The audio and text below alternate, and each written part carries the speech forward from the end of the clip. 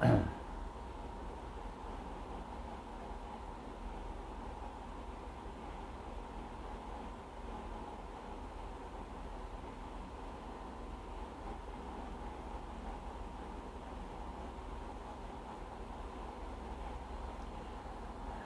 kita mulai dengan Ummul Quran Al-Fatihah. A'udzubillahi samil alim minasyaitanir rajim. Bismillahirrahmanirrahim. Alhamdulillahi rabbil alamin. Ar-Rahmanir Rahim. Maliki yaumiddin. Iyyaka na'budu wa iyyaka nasta'in. Ihdinas siratal mustaqim. Siratal ladzina an'amta 'alaihim ghairil maghdubi 'alaihim waladdallin. Amin.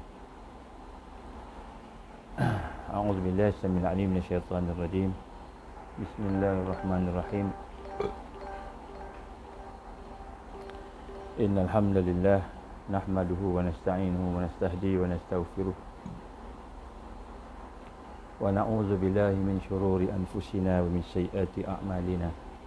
May yahdihillahu fala mudilla lahu wa may yudlil fala hadiya lahu.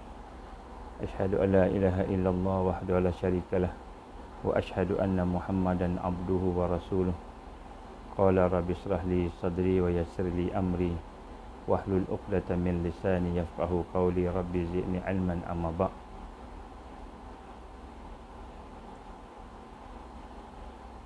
Assalamualaikum warahmatullahi wabarakatuh. Alhamdulillah, pertama-tama mari sama-sama kita memanjatkan rasa syukur kepada Allah Subhanahu wa taala. Dengan keizinan Allah, dengan kasih sayang Allah, kita diberikan kesempatan pada hari ini untuk sama-sama kita berada dalam majlis kita dalam kuliah duha harian, dan insya-Allah mudah-mudahan Allah SWT memberikan kepada kita kekuatan dan barakah untuk kita sama-sama meneruskan kehidupan kita pada hari ini lebih baik daripada semalam. Kehidupan kita hari ini mudah-mudahan lebih baik daripada semalam, dan insya-Allah mudah-mudahan kita akan lebih baik pada esok. Tuan-tuan, puan-puan rahmati Allah Subhanahu wa taala, pada marilah kita sama-sama memanjatkan salawat salam kepada Rasulullah sallallahu alaihi wasallam. Allahumma salli ala sayyidina Muhammad wa ala ali sayyidina Muhammad kama shallaita ala Ibrahim wa ala ali Ibrahim wa barik ala Muhammad wa ala ali Muhammad kama barakta ala Ibrahim wa ala ali Ibrahim fil alamin innaka Hamidum Majid. Kita memanjatkan rasa syukur kepada Allah, kita bersalawat kepada baginda Rasulullah sallallahu alaihi wasallam dalam rangka kita sama-sama untuk menghayati perjuangan baginda. Kita nak mengikuti perjuangan baginda Rasul sallallahu alaihi wasallam sehinggalah kita diberikan kekuatan untuk bersama dengan beliau insya-Allah di akhirat, di akhirat nanti insya-Allah. Alhamdulillah, pertama-tamanya pada pagi ini kita nak mulakan dengan kita beristighfar kepada Allah Subhanahu wa taala. Beristighfar, kita mohon ampun kepada Allah. Kita memuji Allah, kita memohon ampun kepada Allah. Subhanallah wa bihamdi. Subhanallahil azim. Astaghfirullah wa atubu ilaih. Subhanallah wa bihamdi. Subhanallahil azim. Astaghfirullah wa atubu ilaih. Subhanallah wa bihamdi. Subhanallahil azim. Astaghfirullah wa atubu ilaih. Kita banyakkan baca bacaan ini, Subhanallah wa bihamdi. Subhanallahil azim. Maha suci Allah yang mana segala puji padanya, dan maha suci Allah yang maha agung. Dan astaghfirullah, kita minta ampun kepada Allah. Aku mohon ampun padamu ya Allah. Wa atubu ilaih, dan aku bertaubat padamu atas dosa-dosaku ya Allah. Jadi kita banyakkan baca ni, Subhanallah bihamdi, Subhanallahil azim, astaghfirullah. Subhanallah bihamdi, Subhanallahil azim, astaghfirullah wa atubu ilaih. Kita cuba baca kalau boleh 100 kali sebelum subuh, sebelum masuk waktu subuh, masa waktu mohon ampun itu. Ini antara bacaan yang kita banyakkan, ataupun sebelum azan, ataupun sebelum iqamah. Maksudnya bila dah azan, kita dah solat sunat, dan kita baca bacaan ini, doa ini, zikir ini. Ini yang digambarkan oleh Rasulullah SAW, zikir yang ringan, amat ringan di sisi yang kita untuk mudah buat, tetapi berat di sisi Allah. Allah amat sayang. Jadi kita sentiasa memperbanyakkan kita kata berfikir kita, membanyakkan berzikir kita. Mudah-mudahan itu akan menjadi pengisian kepada kita. Kerana pengisian kita nombor satu ialah kita sentiasa berzikir pada Allah. Itu pengisian nombor satu. Berzikir ni maknanya kita mengingati Allah. Mengingati Allah. Kemudian daripada mengingati Allah itu, termasuklah mengingati Allah dalam solat, ketika kita baca Quran kan. Dan semua kita banyakkan zikir. La ilaha illallah, la ilaha illallah, la ilaha illallah. Ataupun Allahumma salli ala Muhammad, Allahumma salli ala Sayyidina Muhammad wa ala ali Sayyidina Muhammad. Kita baca astaghfirullah, astaghfirullah, astaghfirullah. Baca astaghfirullah saja contohnya, dan astaghfirullah, astaghfirullah, astaghfirullah, astaghfirullah. Kalau kita membaca dengan lidah, mula dengan lidah dulu. Lepas tu kita dengan hati kita baca sama-sama astaghfirullah, hati pun baca sama astaghfirullah, astaghfirullah, astaghfirullah, astaghfirullah. Dan kemudian selepas itu kita akan mendapati bacaan-bacaan itu memberi kekuatan bagi kita. Jadi zikrullah ni penting, sangat penting. Bagi mereka yang sentiasa menuju kepada Allah, macam mana kekuatan dia kita nak kira kekuatan dia, nak kira kekuatan kita lah. Lagi banyak kita berzikir. Lagi banyak kita berzikir. Jadi ini perkara yang penting. Sebab tu saya mulakan sebab kita tak mau diri kita ni terputus daripada Allah. Sebab siapa yang banyak berzikir, maka dia akan boleh berfikir. Jadi tajuk kita pada hari ini, kita nak sambung kekuatan tafakur. Kekuatan tafakur. Baik. Tuan-tuan dan puan rahmati Allah, dalam usaha kita untuk menuju kepada Allah, apabila kita berada dalam tarbiyah Rasulullah sallallahu alaihi wasallam, kita nak duduk dalam kebenaran Allah. Apabila kita nak duduk dalam kebenaran Allah, nak berjalan menuju kepada Allah, maka perkara yang pertama tuan-tuan ialah kita kena merendahkan hati kita. Merendahkan hati kita kepada Allah Subhanahu wa taala, kepada kebenaran Allah. Merendahkan hati maknanya kita hajat untuk diperingatkan, hajat untuk ditazkirah. Hajat untuk mendapat tazkirah, hajat untuk kita diperingatkan, hajat untuk kita mendapat ilmu, hajat untuk kita menuntut ilmu. Jadi maknanya yang pertama sekali tuan-tuan rahmati Allah Ta'ala ialah kita merendahkan. Itu syarat pertama. Nak duduk dalam tarbiyah mesti boleh tawaduk kepada kebenaran Allah. Mesti tawaduk kepada kebenaran. Kalau kita tidak tawaduk kepada kebenaran, tidak merendahkan diri kepada kebenaran Allah, maka kita tak boleh menerima tarbiyah. Walaupun kita ni seorang ustaz, walaupun kita ni dah pandai dah baca Quran, dah hafal Quran, tapi hati kita ada kesombongan. Kita rasa kita dah pandai, kita rasa kita dah tahu, kita rasa kita dah banyak ilmu, kita rasa kita dah banyak amal, kita rasa kita dah lama dah duduk dalam pondok. Semua yang dicakap ni semua kita dah tahu. Sebenarnya semua yang kita cakap dan semua perkara yang kita dengar dan perkara itu kita dah tahu, yang kita dah tahu sebenarnya Allah nak suruh kita ulang lagi benda tu. Kita dah dengar benda tu, kita dah tahu, tapi Allah SWT kan datangkan lagi sekali pada kita. Maknanya benda tu kita belum hayati lagi. Kita nak kena tunduk lagi. Ya Allah, aku dah tahu tapi aku tak hayati. Fikir pula macam mana nak menghayati. Jadi nombor satu, syarat tarbiyah, duduk dalam tarbiyah mestilah ada ketundukan jiwa kita. Jiwa kita, hati kita mesti ditundukkan kepada kebenaran Allah. Itu nombor satu. Hati kita mesti rendah diri. Siapa yang bagi tazkirah, siapa yang bagi ceramah, siapa yang nasihat kita, bukan ceramah, berbual-bual ni dengan kawan-kawan kita ni, kan, pun kita nak tengok dalam perbualan tu kan ada kebaikan, kita nak rendah diri ambil. Maka itu adalah kehendak Allah datang kepada kita untuk kita review semula apa yang telah kita lakukan. Kalau tidak ada ketundukan, kita tak akan dapat hidayah Allah, tak akan sampai. Allah Subhanahu wa taala al-mutakabbir. Allah SWT al-mutakabbir.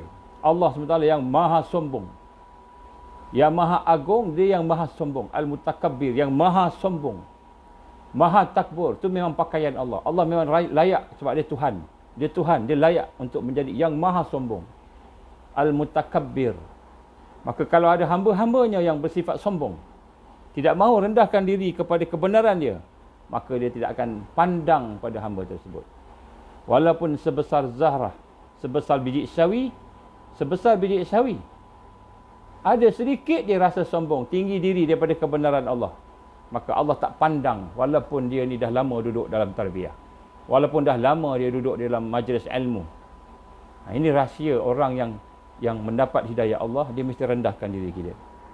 Dan untuk dia memulakan proses tarbiyah. Maknanya tadi tu nak duduk dalam tarbiyah, nak duduk di dalam perjalanan menuju kepada Allah, mesti merendahkan diri, tawaduk pada kebenaran Allah. Tapi bagaimana kita nak berjalan, nak meningkat? Bagaimana kita nak meningkatkan diri kita? Kita perlu kosongkan jiwa kita. Kita kena kosongkan jiwa kita ni daripada segala perkara-perkara yang dimurkai oleh Allah Subhanahu wa taala. Kita kena kosongkan jiwa kita.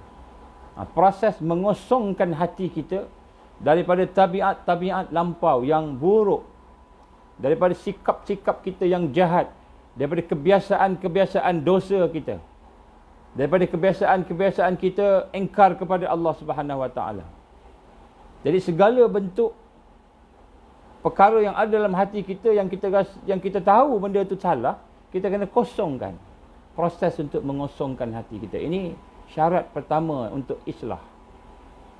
Syarat pertama untuk islah, untuk baiki diri dalam tarbiyah Rasulullah SAW, mesti kita mengosongkan diri kita. Barulah akan datang proses yang ketiga, mu'alajah, kita boleh merawat. Baru kita boleh merawat. Kalau kita tidak merawat, nak menambah yang baik-baik, maka pada ketika itu kita tidak akan meningkat. Jadi yang pertama, kita menyerahkan diri kita kepada kebenaran Allah.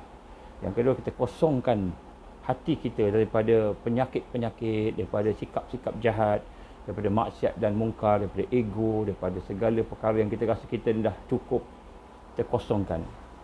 Dan kemudian yang ketiga, baru kita boleh rawat hati kita tu. Kita tambah dengan yang baik-baik dan sebagainya. Jadi tuan-tuan, puan-puan rahmatullah, pada hari ini kita nak melihat satu lagi topik yang penting dalam tarbiyah Mahdi al-Mahdiyin, iaitu orang-orang yang mahu duduk bersama-sama dengan hidayah Allah di akhir zaman. Sesungguhnya jalan untuk menuju kepada Allah ni dari sudut kehidupan kita ada tiga jalan. Iaitu yang pertama dengan jalan ibadah. Jalan ibadah. Maknanya ada orang dia melaksanakan, dia menghadap Allah. Dia menghadap Allah dengan ibadah. Ibadah yang zahir. Ibadah yang zahir. Jadi ada seseorang itu dipanggil al-ubad. Al-ubad itu maknanya apa? Ahli ibadah. Maknanya macam mana cara nak dekatkan diri dengan Allah? Nak menghadap Allah, nak bertawajuh kepada Allah, maka dia gunakan ibadah dia. Itu nombor satu. Jadi kita pun hari ini kita faham ramai orang mencari cinta Allah, mencari rahmat Allah, mencari barakah Allah dengan ibadah. Mengharapkan ibadah-ibadah yang lahir itu untuk berhadapan dengan Allah Subhanahu Wa Taala. Maka mereka sibuk dengan ibadah dan mereka tenggelam dengan ibadah yang zahir. Malahan berlazat-lazat, merasa seronok dengan ibadah, merasa lazat. Apa ibadah ni? Contohnya ibadah ni kita baca Quran, ibadah. Ada orang yang lazat dia baca Quran, beribadah. Ada orang yang seronok dia sembahyang sunat, dia banyak sembahyang sunat. Ada orang yang seronok zikir, dia zikir. Dia beribadah, dia berzikir, dia sedekah, dia suka ibadah. Ibadah. Jadi ini jalan nombor satu. Untuk dekat Allah, banyakkan ibadah. Ini akan dapatkan kecintaan. Namun demikian, masih lagi bila dia dah ibadah lama, macam kita ni dah ibadah lama, namun kita masih lagi ada terdinding. Ada satu yang mendinding kita, yang menghalang kita untuk mengenal Allah, musyahadah, mempersaksikan Allah dalam kehidupan. Ada sesuatu yang menghalang kita untuk mempersaksikan Allah, musyahadah, musyahadah Allah. Jadi musyahadah ni macam mana saya sebut, bukanlah kita bermusyahadah dengan mata kita. Nampak Allah dengan mata tak boleh kan? Takkan nampak. Angin pun kita tak nampak, apa lagi nak melihat Allah kan? Jadi musyahadah dengan mata hati. Jadi walaupun dia dah beribadah, tapi dia terdinding dengan kemanisan, halawah, ataupun kelazatan dia untuk bermusyahadah, melihat Allah Subhanahu Wa Taala ataupun mengenal Allah. Kerana bila kita buat ibadah, nak memenangi cinta Allah dengan ibadah ini, ibadah ni termasuklah menuntut ilmu dan sebagainya, kan? Ataupun kita melakukan ibadah-ibadah yang kita nampaklah yang zahir, belum tentu lagi kita akan dapat bermusyahadah untuk kita nak melihat Allah dalam kehidupan kita dengan mata hati kita. Yang kedua ialah orang yang disebut zuhad. Zuhad ini siapa? Zuhad ini orang yang mendekati Allah, menghadap Allah dengan meninggalkan dunia. Meninggalkan duniawi. Dengan zikir yang banyak, dengan dia mengasingkan diri dia, beruzlah, tak mau dengan masyarakat, duduk seorang-seorang, tinggalkan perkara-perkara yang melekakan dia, melalaikan dia, meninggalkan dosa, perhiasan-perhiasan dunia, meninggalkan pencinta-pencinta dunia, mengasingkan diri dia dalam hidup dia daripada sesuatu yang ada pada dunia ini. Dan dia menikmati kehidupan zuhud dia. Dia menikmati kehidupan zuhud dia. Jadi orang yang jenis kedua ni, dia mencari cinta Allah dengan meninggalkan dunia. Mencari cinta Allah dengan meninggalkan dunia ini. Dia tak banyak sembahyang.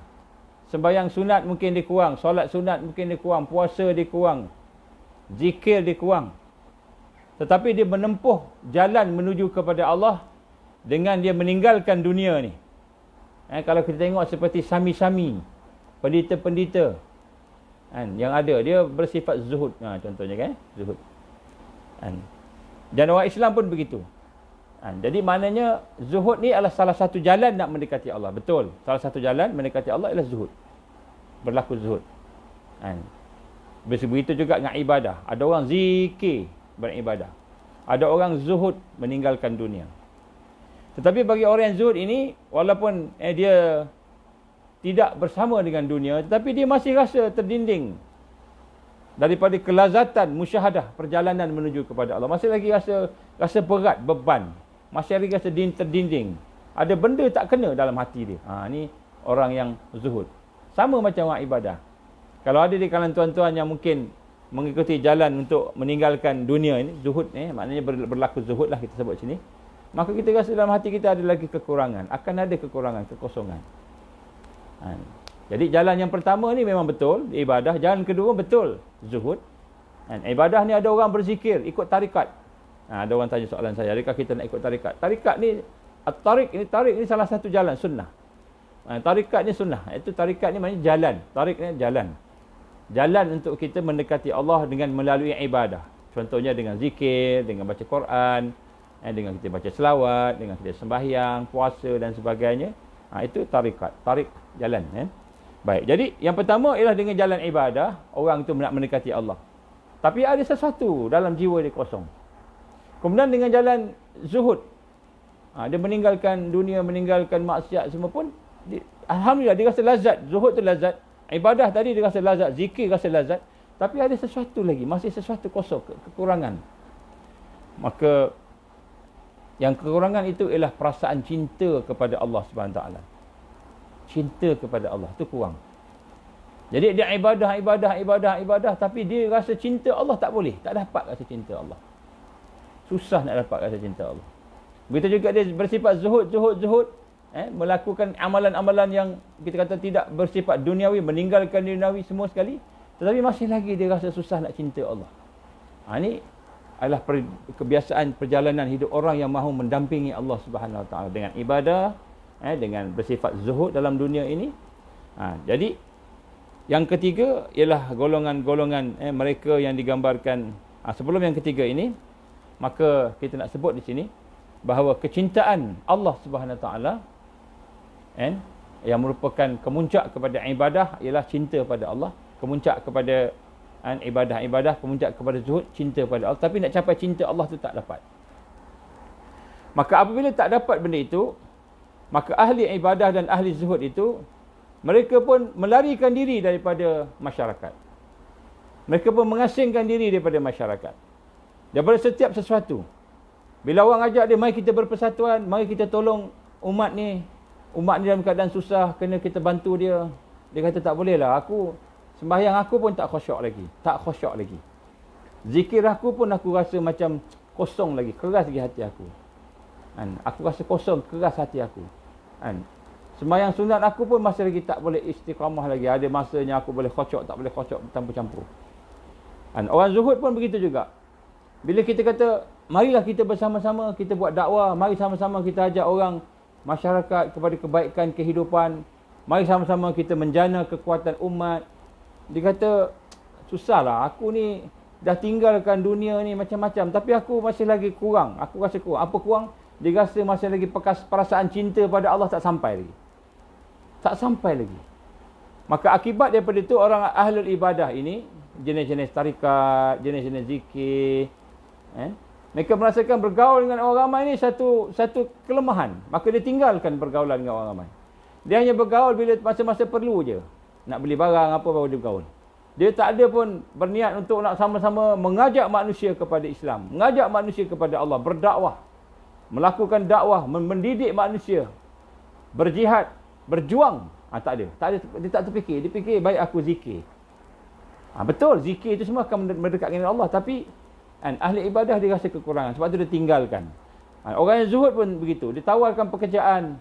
Marilah kita bekerja sama-sama. Dia tak mahu. Kan? Maka di sinilah dilihat bagaimana kehidupan bersama orang ramai, berorganisasi sebagainya itu adalah merupakan satu yang akan menyibukkan dia dengan dunia. Jadi ibadah terganggu dia rasa. Ibadah aku terganggu. Zuhud aku terganggu. Dia khawatir perkara-perkara yang ada dalam kehidupan di dunia ini akan menghalang mereka daripada ibadah. Kerana bila dia bergaul, bila dia aktif, bila dia mula berpersatuan, bergerak di masyarakat secara jamaah bersama-sama, maka dia khawatir aurat dia, zikir dia, wirid-wirid dia akan terganggu. Dia khawatir puasa dia akan terganggu. Dan bagi ahli zuhud pula, dan dia akan merasakan bahawa dunia masuk dalam hati dia, masuk dalam kehidupan dia. Maka di sinilah digambarkan kepada kita bagaimana orang-orang yang begini adalah merupakan orang-orang yang dia betul berjalan menuju kepada Allah dengan ibadah, dengan bersifat zuhud tadi. Tetapi dalam hati dia masih ada kebimbangan. Dalam jiwa mereka ada kekosongan, masih ada rasa kosong. Sebab itu kita hari ini ibadah pun kita rasa kosong, betul tak? Kita baca Quran, kita rasa keras lagi hati kita. Kita rasa macam susah nak baca. Lebih seronok tengok WhatsApp. Lebih seronok tengok YouTube daripada baca Quran. Kekosongan dalam jiwa kita. Masih belum merasai kemanisan. Jadi orang ahlul ibadah dengan orang zuhud ni masih lagi dia tidak rasa kemanisan yang sebenar. Masih rasa kekurangan. Ada something wrong dengan hidup aku ni. Walaupun aku dah berjalan menuju kepada Allah. Maka sebab itulah bila dia rasa kekurangan tadi, dia rasa tak mahu dah bergaul dengan orang. Biar aku duduk seorang-seorang aku. Baik aku pergi kat mana-mana tempat yang tidak ada orang gangguan. Maka dia pun memilih tempat-tempat yang sunyi untuk supaya dia boleh berzikir sepanjang malam. Boleh puasa, boleh bersolat, tak payah ada gangguan-gangguan. Begitu juga dengan orang-orang yang lain. Maka sebenarnya apakah kekurangan yang ada kepada orang ahlul al-ubad ini, orang yang ahli ibadah, dengan orang zuhud? Apa kekurangan yang ada pada mereka? Kekurangan yang ada pada mereka ialah mereka tidak memahami bahawa perkara yang paling asas di dalam ibadah zahir, ibadah batin, zuhud ni amal hati. Zuhud ni amal hati adalah mengenal Allah. Makrifat kepada Allah, kenal Allah. Dan musyahadah kepada Allah. Kita mempersaksikan Allah dalam kehidupan kita. Kita mempersaksikan sifat Allah, af'al Allah, nama Allah, asma Allah. Jadi rupa-rupanya kita nak duduk dalam tarbiyah ni, nak duduk di dalam jalan-jalan suluk ataupun salikin, ataupun dalam tariq di dalam kita kata jalan-jalan untuk menuju kepada Allah ini, ada 3 yang kita perlu tahu. Yang pertama, kita proses diri kita untuk jadi al-ubad, orang yang ahli ibadah. Yang kedua, kita proses diri kita untuk menjadi orang-orang yang zuhad, ataupun kita kata zuhad itu adalah orang-orang yang zahid pada dunia ini. Itu orang-orang yang meninggalkan perhiasan duniawi ini, dalam hati mereka tak ada dah contohnya. Dan yang ketiga, prosesnya ialah untuk kita membina kekuatan menjadi al-arifun. Al-arifun iaitu orang-orang yang mengenal Orang-orang yang makrifat dengan Allah. Apabila tiga perkara ini berjalan, maka barulah akan ada kelengkapan dalam tarbiyah seseorang itu. Ni kita baru sebut tarbiyah, diri kita, nak proses diri kita. Ni belum kita sebut lagi dakwah dan belum kita sebut lagi jihad. Itu dua sunnah yang lain. Tapi nak sebut dalam tarbiyah diri kita, islah diri ni. Jadi sebab itulah kita melihat bahawa ibadah sahaja tidak memadai. Kita buat ibadah sahaja tidak memadai tanpa kita kenal Allah. Kita bersifat zuhud dengan dunia, tinggalkan maksiat, tinggalkan apa? Kita kata benda ni tak boleh, tak bagus, dunia ni melalaikan kita, pun tidak cukup. Sekiranya tidak ada makrifat, tidak ada kenal Allah. Sekiranya kita tidak musyahadah, mempersaksikan Allah. Sebab itu kita tengok dalam rukun Islam, nombor satu ialah kalimah syahadah. Kalimah syahadah. Apa kalimah syahadah? Penyaksian kita bahawa Allah itulah satu-satunya, mentauhidkan Allah. An la ilaha illallah. Tidak ada ilah, tidak ada Tuhan, tidak ada Rabb, tidak ada ilah. Melainkan Allah. Mentauhidkan Allah. Itu nombor satu. Barulah sembahyang, puasa dan sebagainya. Kan? Jadi begitu juga rukun iman. Mula sekali rukun iman apa? Beriman dengan Allah, beriman dengan malaikat, beriman dengan Rasul dan sebagainya. Allah dulu kan? Baik. Jadi sebab itulah nombor satu dalam segala hal aspek kita nak sembahyang. Kita ingat sembahyang kita tu dah membantu kita. Kita dah bincang bab sembahyang kan, solat. Kita buat tu, kena buat, semua tu kena buat. Tapi dia tidak akan mencapai kekuatan kalau kita tidak benar-benar memproses diri kita supaya kita kenal Allah dan kemudian musyahadah. Musyahadah ni mempersaksikan Allah. Menyaksikan Allah dengan mata hati kita, basirah. Dengan mata hati kita. Jadi inilah kita kata kadang-kadang kita tak perasan yang ini. Sebab tu kadang-kadang ada orang yang fokus kepada tariqah, zikir, kan? Zikir, wirid, ibadah. Kan? Tapi dia tak faham macam mana cara nak kenal Allah. Tak faham macam mana nak kenal Allah. Ada yang fahamlah, ada yang tak faham. Begitu juga kita lihat ada orang yang bersifat zuhud, tinggalkan dunia, tak mau. Tapi dia tak faham nak kenal Allah. Sehingga dia melihat segala yang ada di hadapannya itu perkara yang menjauhkan dia daripada Allah. Kan? Tetapi apabila dia mengenal Allah, apabila kita mengenal Allah dan mula kenal Allah, hati kita kenal Allah, akal kita kenal Allah, hati kita kenal Allah, tubuh badan kita, setiap sel ini kenal Allah. Malahan ada virus masuk dalam badan kita. Virus tu yang asal daripada luar, katalah COVID-19, masuk dalam badan kita, Dia bersama dengan sel-sel yang ada dalam badan kita. Sel-sel itu pun yang mengenal Allah dengan getaran zikrullah, dengan getaran ma'rifatullah, cahaya-cahaya tadi. Kan kemungkinan virus itu pun jadi baik. Dia tak kacau kita dah. Wallahu alam. Ini semua kuasa Allah. Jadi yang ketiga ini ialah selalu yang orang tertinggal, iaitu menjadi al-arifun ataupun golongan al-arifin, iaitu mereka yang mengenal Allah Subhanahu Wa Taala, menyaksikan Allah.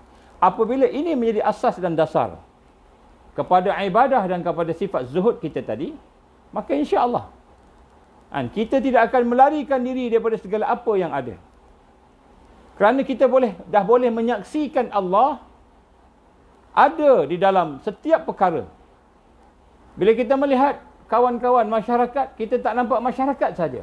Kita nampak yang menjadikan masyarakat. Tuhan yang menjadikan masyarakat. Pada masyarakat ada Allah. Kita boleh nampak sifat-sifat Allah, perbuatan Allah. Kita boleh nampak nama-nama Allah berjalan pada masyarakat. Masyarakat sedang dalam keadaan jahiliyah, contohnya. Masyarakat dalam keadaan maksiat dan mungkar. Kita melihat Allah sedang menguji mereka dengan maksiat dan mungkar. Allah sedang menguji mereka dengan kejahilan. Mereka jahil. Walaupun mereka nampak janggut panjang, tapi jahil. Maka kita terpanggil untuk membantu mereka. Membantu mereka macam kita bincang semalam.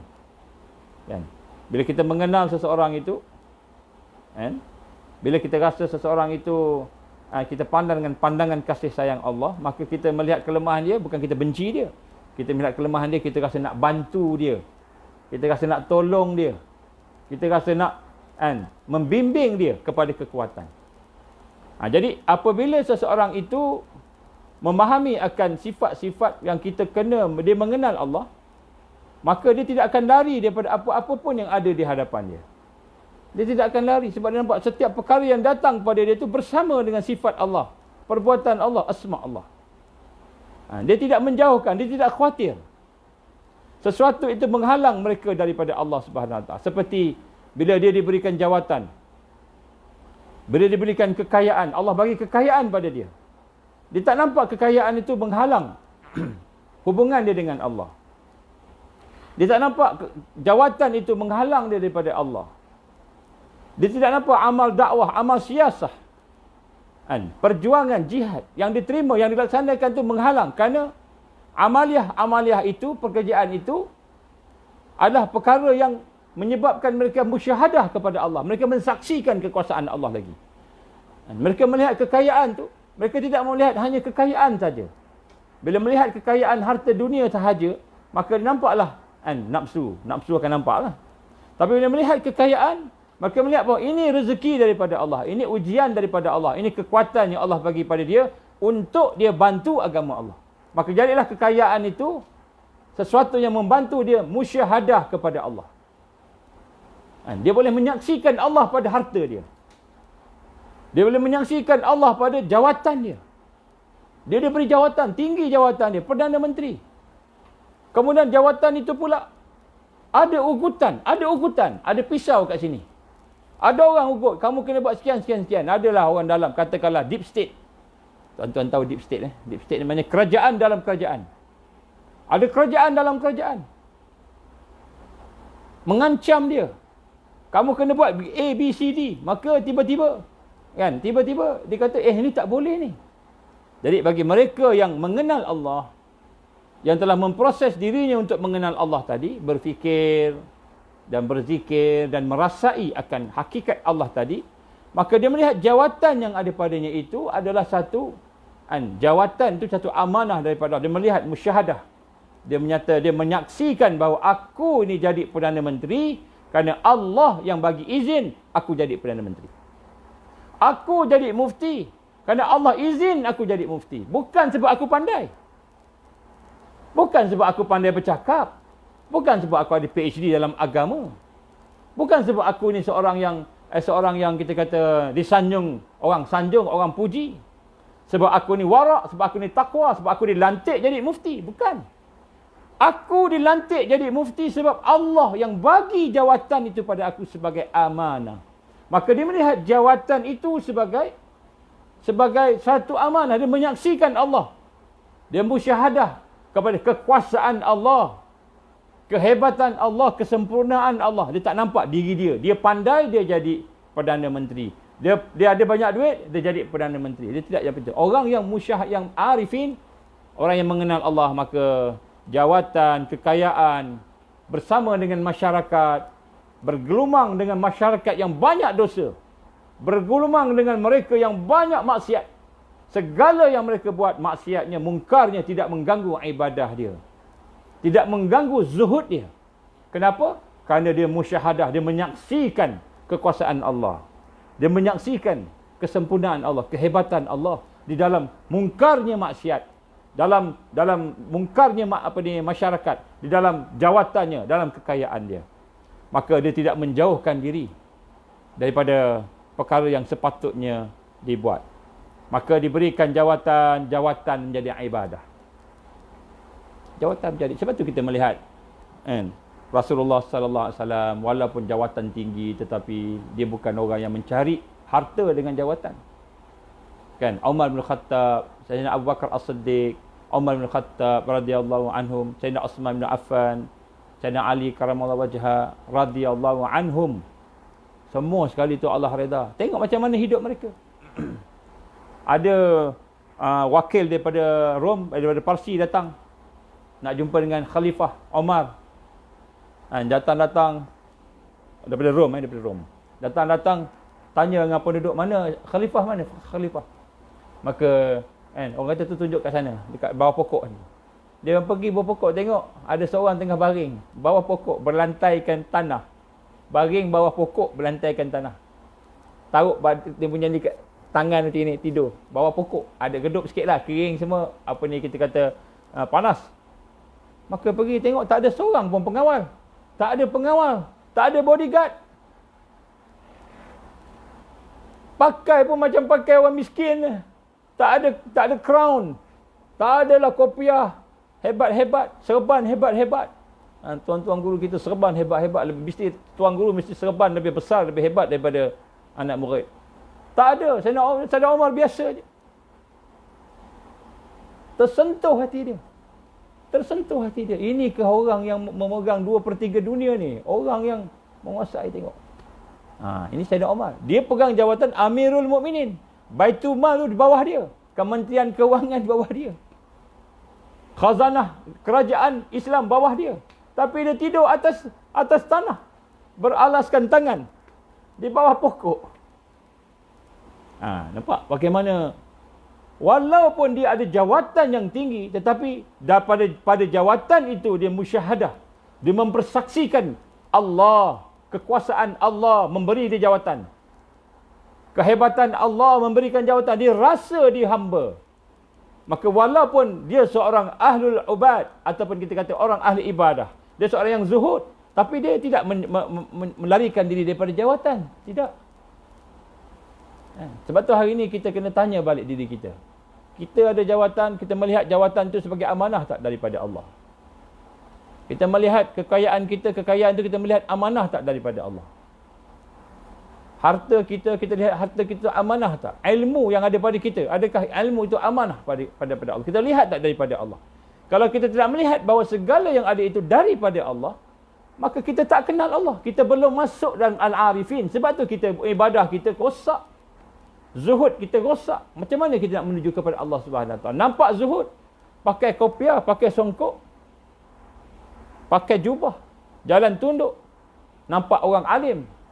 Tetapi bila bercakap, bila berakhlak, lain daripada yang sepatutnya.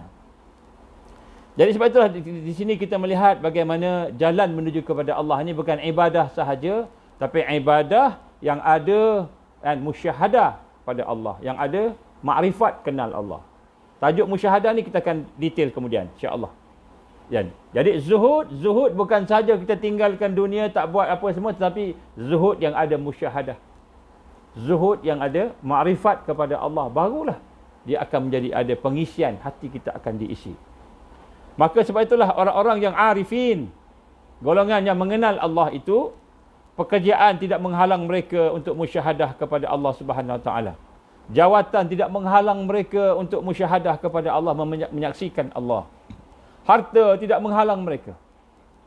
Setiap sesuatu yang mereka lihat, bila mereka melihat sesuatu, mereka memandang sesuatu, semuanya itu mendekatkan mereka kepada Allah. Apabila mereka melihat sesuatu, mereka melihat di belakangnya ada af'al Allah, di belakangnya ada asma Allah, sifat Allah. Maka perkara yang mereka lihat itu adalah perkara yang mendekatkan mereka dengan Allah. Inilah disebut maqam ma'rifat. Orang yang mengenal Allah Subhanahu Wa Taala. Orang yang mengenal Allah Subhanahu Wa Taala. Tuan-tuan rahmati Allah Subhanahu Wa Taala, kalau kita masih dalam golongan al-abidin, golongan yang sekadar beribadah sahaja, ataupun golongan zuhud, ataupun zuhad, golongan yang menghindarkan diri kita daripada dunia ni saja, nak dekat dengan Allah, kita akan menghindarkan diri kita daripada perkara yang menghalang hubungan dengan Allah. Ada benda yang kita nak kena buat tapi kita tak buat sebab kita rasa benda tu menghalang diri kita dengan Allah, maka sesungguhnya kita belum lagi mencapai kepada maqam makrifat. Kita belum lagi kenal Allah. Maka maknanya kita kena bermula untuk mengenal Allah. Dan bagi orang yang telah musyahadah, orang-orang yang telah menyaksikan Allah dengan mata hati dia, pada setiap sesuatu itu adanya Allah. Tiap sesuatu adanya Allah. Bukan, kita jangan bayangkan fizikal. Kita jangan bayangkan fizikal. Kita bayangkan sifat Allah, af'al Allah. Contohnya, katakanlah kita melihat batu. Atau melihat pokok. Kita melihat pokok berdiri di satu tempat, batu berada di satu tempat. Yang pertama sekali kita rasa itu dijadikan oleh Allah. Allah yang maha menjadikan. Pokok itu hidup dengan rezeki Allah. Allah yang maha memberi rezeki. Hijau, pokok ada buah, pokok cantik ada bunga, baunya harum. Semua itu kita rasa daripada Allah. Kekuasaan Allah, kekuasaan Allah. Kita melihat sifat Allah di situ. Kita melihat af'al Allah, perbuatan Allah di situ. Kita melihat kehebatan, keagungan nama-nama Allah di pokok tersebut.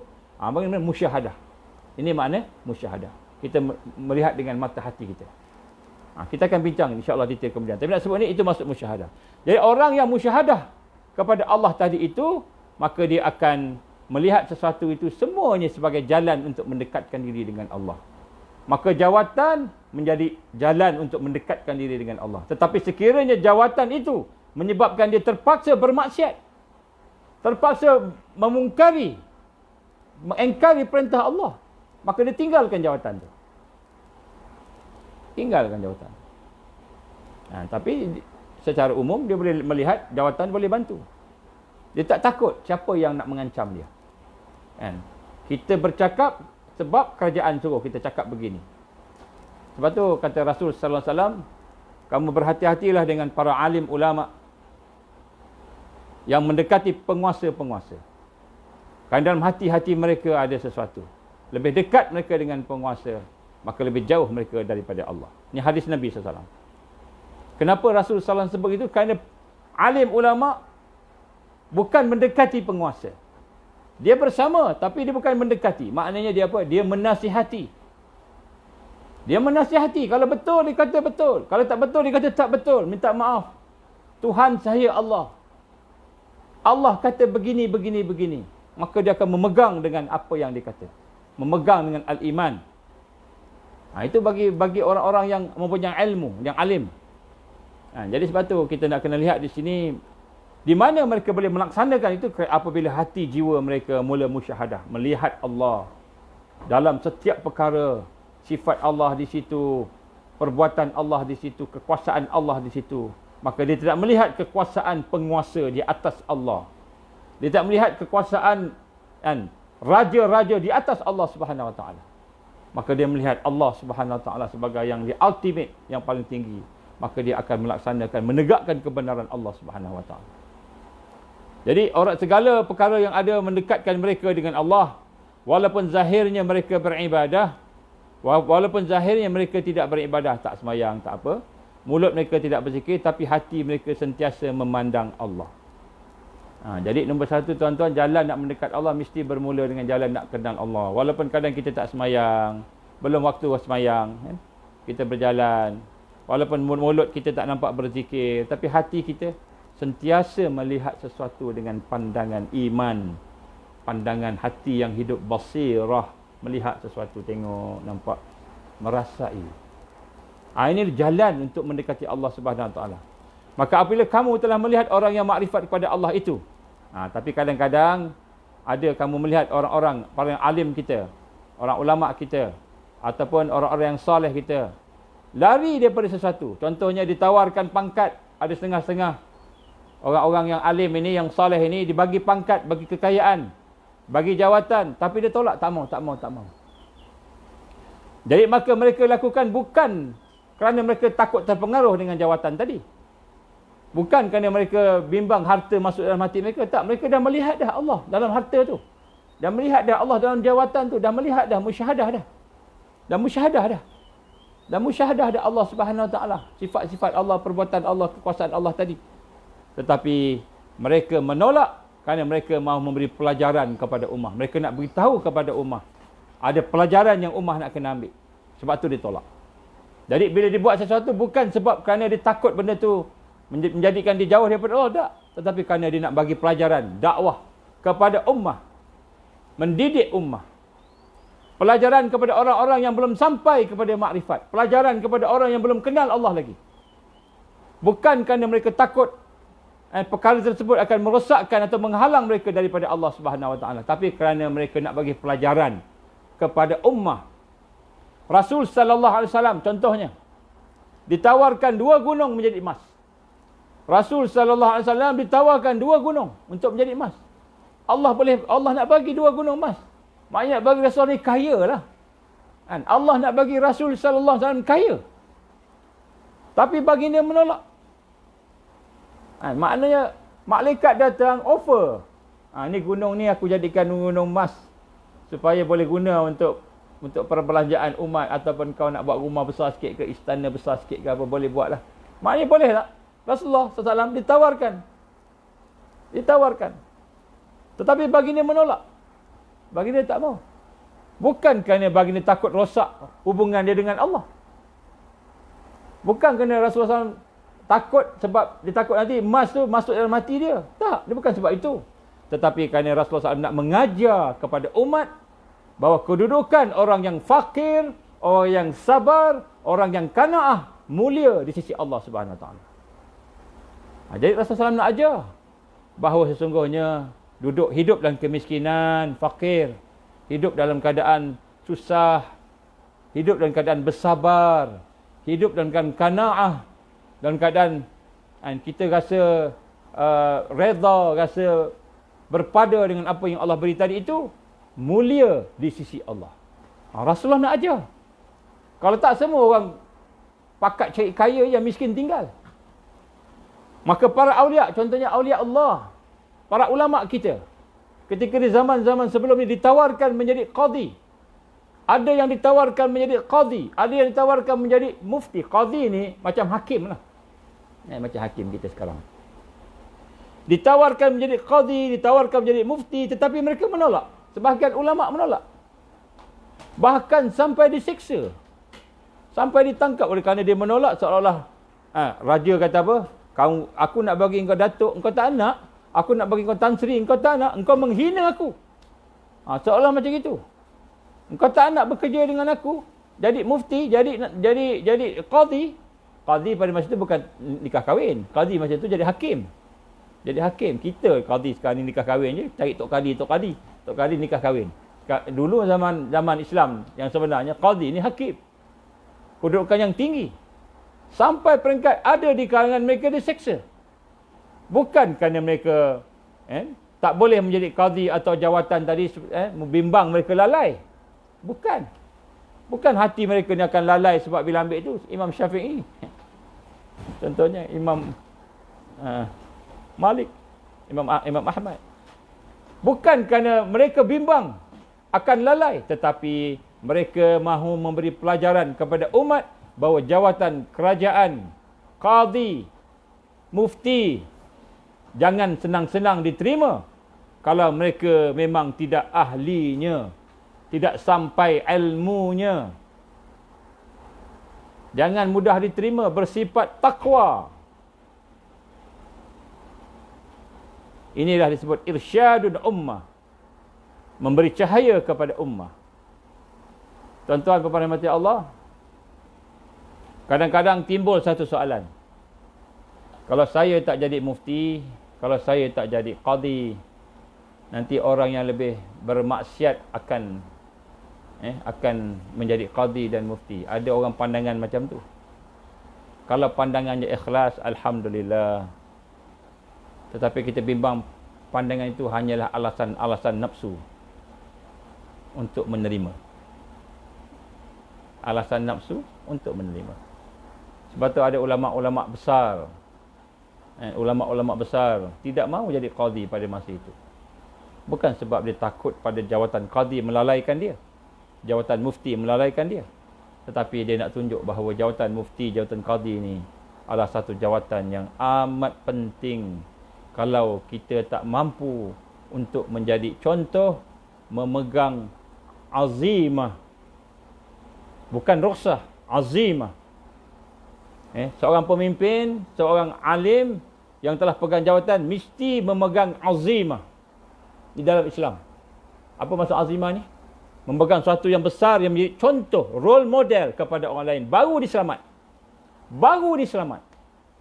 Kalau dia mengambil rukhsah, maka dia tak layak menjadi qadi dan mufti. Dia hanya layak menjadi orang biasa. Tak boleh bagi fatwa. Kenapa? Bila dia mengambil rukhsah, umat akan lebih rosak daripada rukhsah. Dia kena mengambil azimah. Apa azimah? Dia sanggup bercakap benar walaupun pahit. Walaupun pahit, sanggup bercakap benar. Ataupun aku lebih rela tidak berada di jawatan qadhi dan mufti. Kenapa? Kerana kalau aku rosak, ribuan di bawah aku akan rosak. Kalau aku jadi orang biasa, aku rosak, aku seorang rosak. Tapi bila jadi qadhi mufti, perkara yang dibuat itu salah, maka satu negara akan salah. Maka dosa semua yang salah akan terkena kepada qadhi dan mufti tadi. Jadi sebab tu ulama-ulama ada di kalangan para ulama kita yang bukan dia tidak layak, dia layak. Bukan kerana dia tidak layak, bukan kerana dia takut benda itu akan menjadikan dia lupa Allah, tidak. Tetapi kerana dia nak memberikan irsyadu ummah, dia nak memberikan cahaya petunjuk, nak memberikan pengajaran kepada umat bahawa sesungguhnya jawatan-jawatan tersebut adalah jawatan yang besar, yang sekiranya berlaku pada hari ini penyelewengan, maka penyelewengannya akan menyebabkan jutaan umat menjadi rosak. Jadi sebab itulah tuan-tuan dan puan, ma'rifatullah merupakan orang yang mempunyai akal yang salim. Mempunyai akal yang salim. Jadi kita melihat pada hari ini kita mempunyai berbagai-bagai perkara.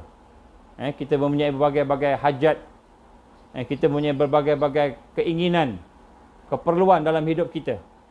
Maka hendaklah kita membina kekuatan untuk menjadi akal yang salim. Akal yang salim ini ialah akal yang boleh berfikir. Akal yang boleh berfikir.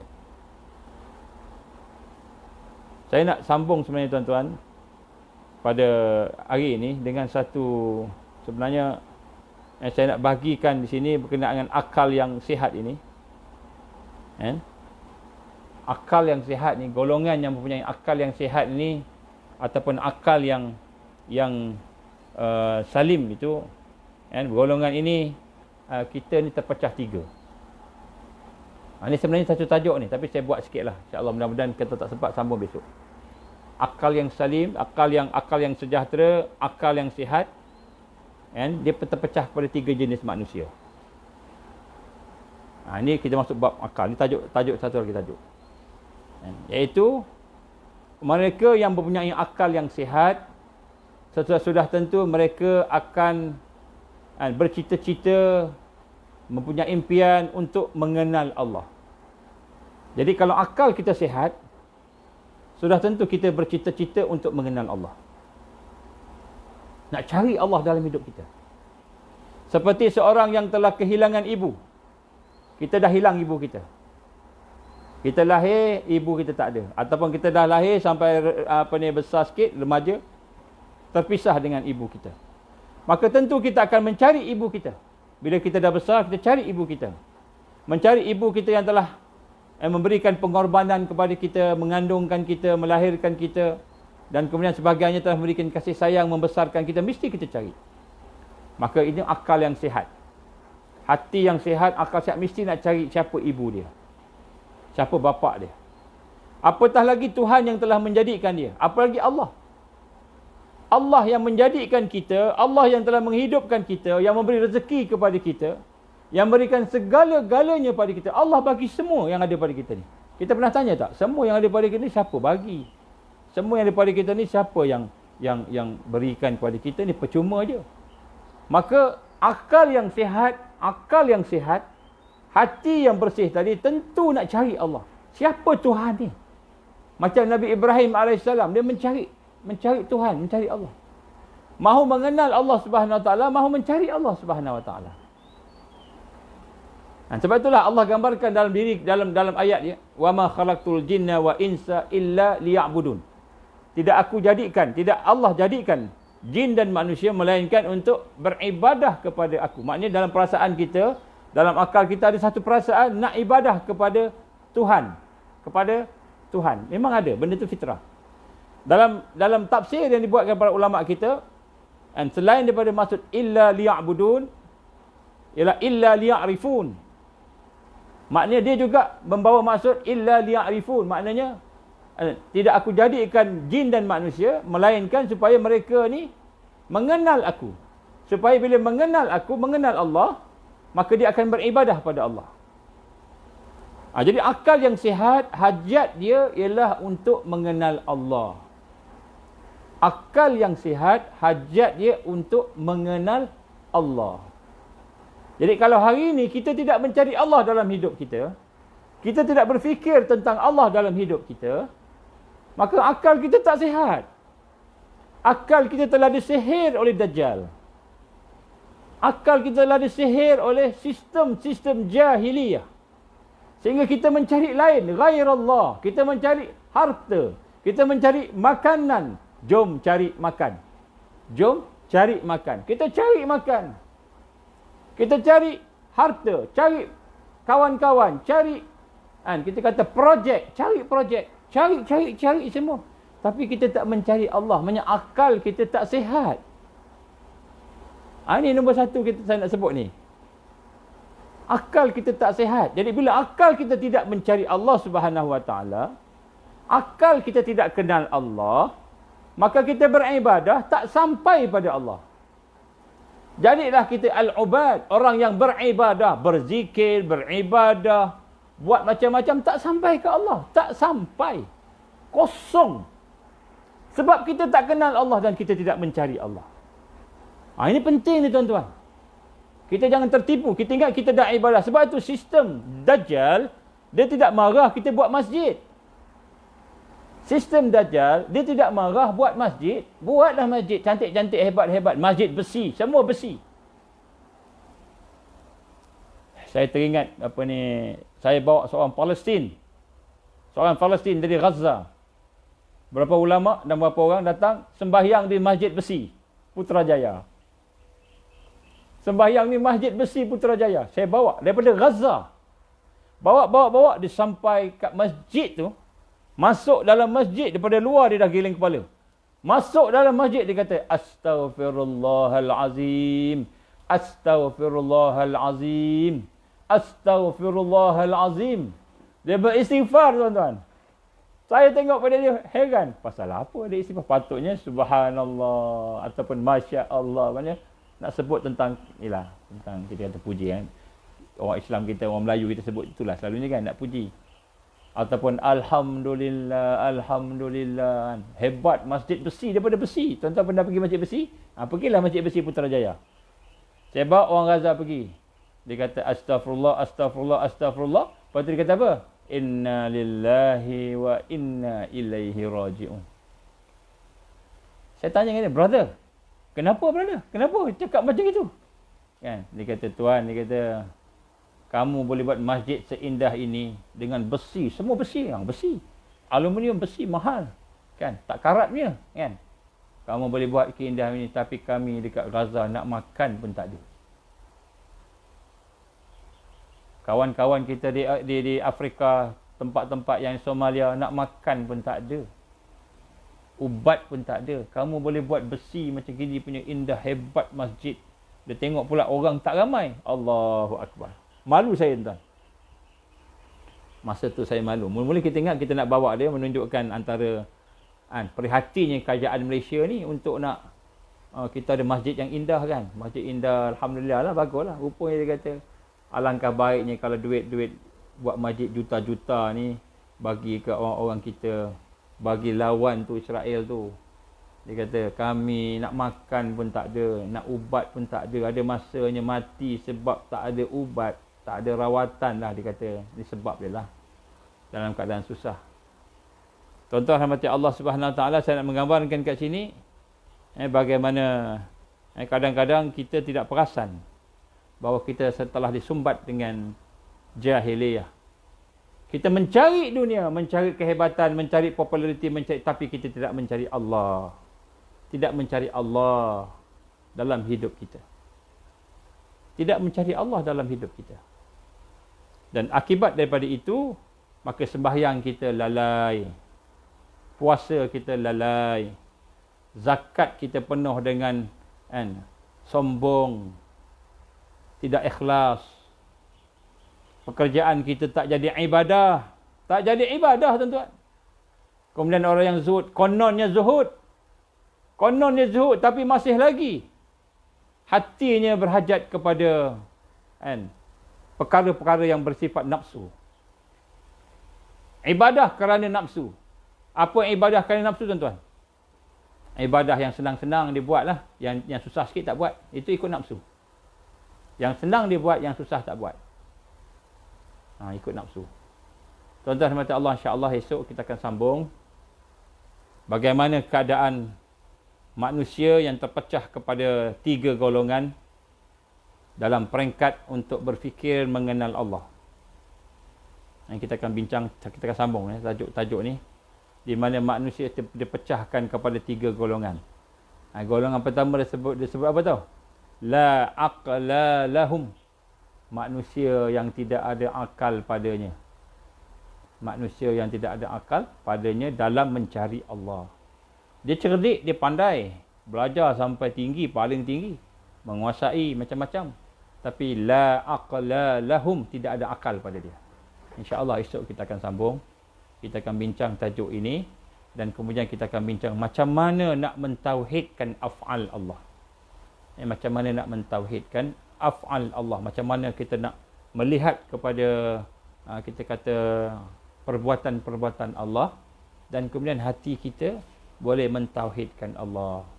InsyaAllah. Mudah-mudahan bila kita faham perkara-perkara asas ini dalam perjalanan untuk kita mengenal Allah, musyahadah, menyaksikan Allah dalam kehidupan kita, mudah-mudahan ibadah kita jadi lebih kuat, khusyuk, ibadah kita jadi ikhlas, hati kita tenang, bahagia sembahyang. Sembahyang tu ada isi, terisi. Kemudian puasa kita terisi. Letih tak puasa? Letih lah. Mungkin kita tak makan, tak minum, kan haus. Tapi diisi dengan kekuatan. Ini yang kita nak.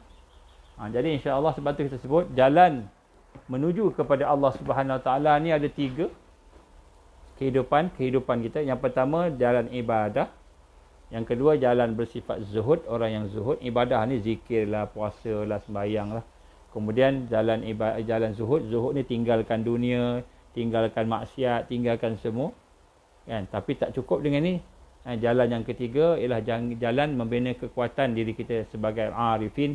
Yang pertama ubad, yang kedua zuhad, yang ketiga arifin, itu arifun, iaitu kita mengenal Allah. Yang ketiga inilah menjadi dasar kepada yang pertama dan yang kedua. Jadi barulah tarbiyah kita itu, pendidikan kita itu akan menjadi komplit, lengkap. Dan bila lengkap, insya-Allah baru kita berjalan. Dan kita berada dalam keadaan al-mahdiyin, mereka yang mendapat hidayah di akhir zaman, insya-Allah. Jadi insya-Allah tuan-tuan doakan kesihatan dan doakan keizinan Allah. InsyaAllah kita sambung besok. Kita akan sambung bagaimana cara kita nak melahirkan Al-Arifin itu. Kita bermula dengan kita nak tengok 3 jenis manusia. 3 jenis manusia.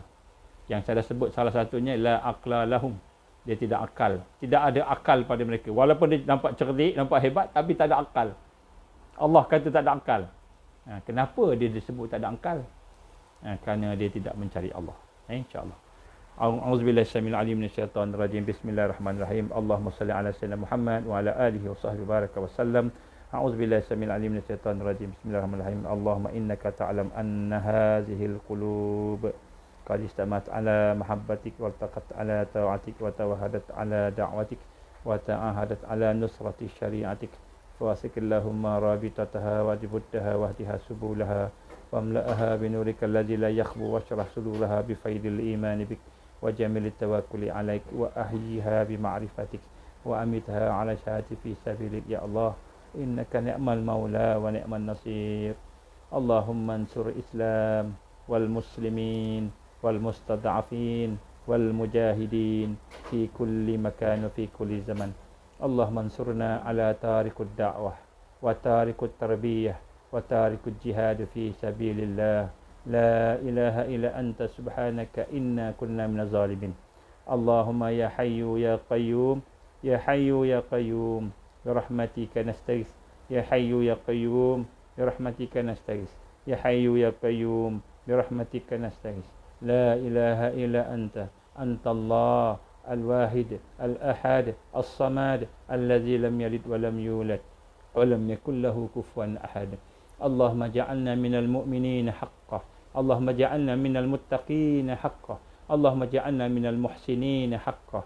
Allahumma ja'alna minal muqarrabin اللهم اجعلنا من العارفين، اللهم اجعلنا من الواصلين، اللهم اجعلنا من المحبين، اللهم اجعلنا من الصديقين والشهداء والصالحين، اللهم اجعلنا من المهديين. ربنا لا تزغ قلوبنا بعد إذ هديتنا وهب لنا من لدنك رحمة إنك أنت الوهاب.